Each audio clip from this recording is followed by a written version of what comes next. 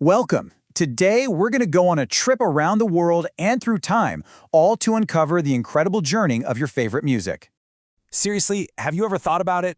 No song just appears out of nowhere.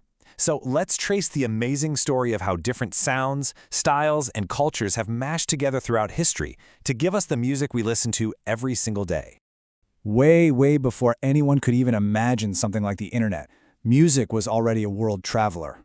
It moved with people. It was carried in their memories and on their instruments, all along those ancient trade routes. Now, this was a slow and steady process, for sure.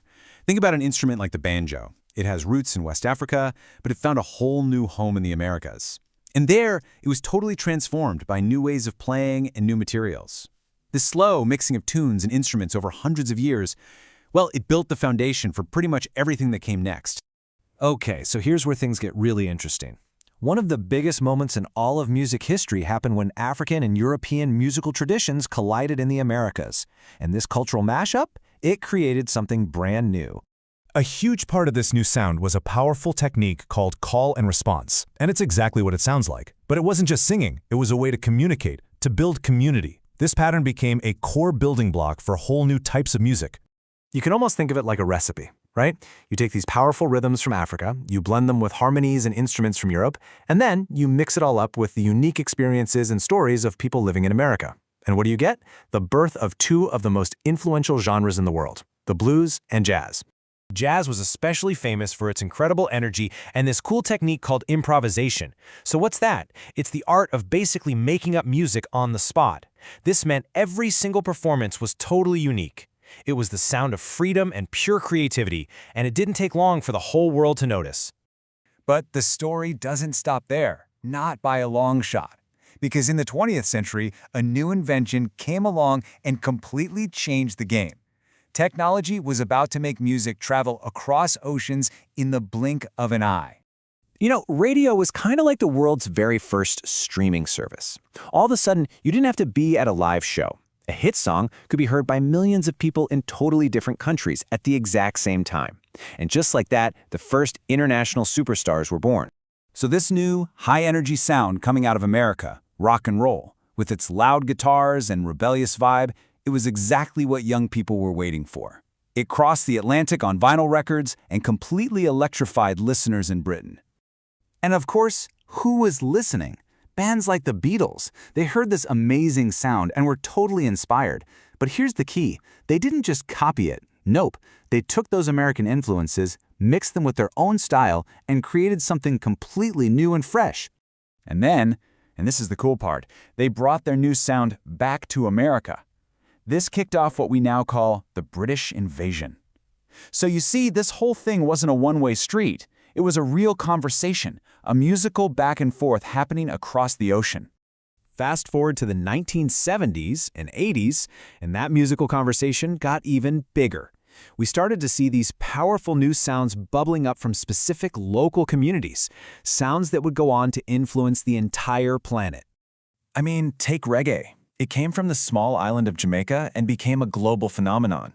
The legendary Bob Marley put it perfectly. One good thing about music, when it hits you, you feel no pain.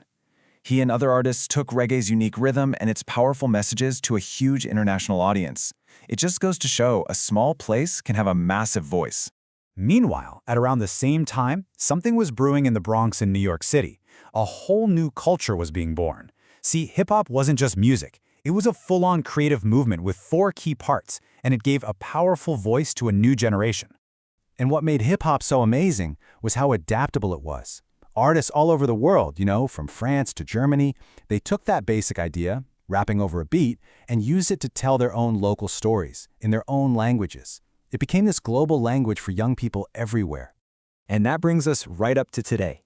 Now, thanks to the internet, the speed and just the sheer size of this musical exchange is faster and bigger than we could have ever imagined. Just try to wrap your head around this number. Over 100 million songs. That means with just a few clicks, you have instant access to a library of music from around the world that is just mind-bogglingly huge. Nobody could have pictured this a few decades ago.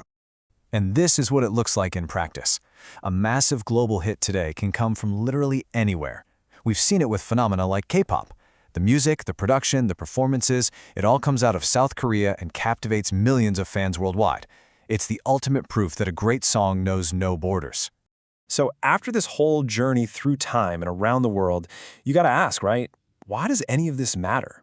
What's the big deal about sharing music? Well, it's actually pretty simple. Music builds bridges. When you listen to a song from another culture, you're not just hearing different notes. You're kind of taking a step into their world. It's an amazing way to connect with people and ideas that might feel distant, and it helps us cross those cultural divides. It also shows us just how much we all have in common. I mean, the feelings packed into a song, joy, hope, sadness, those are universal, right? They're human emotions that connect every single one of us, no matter where we're from or what language we speak.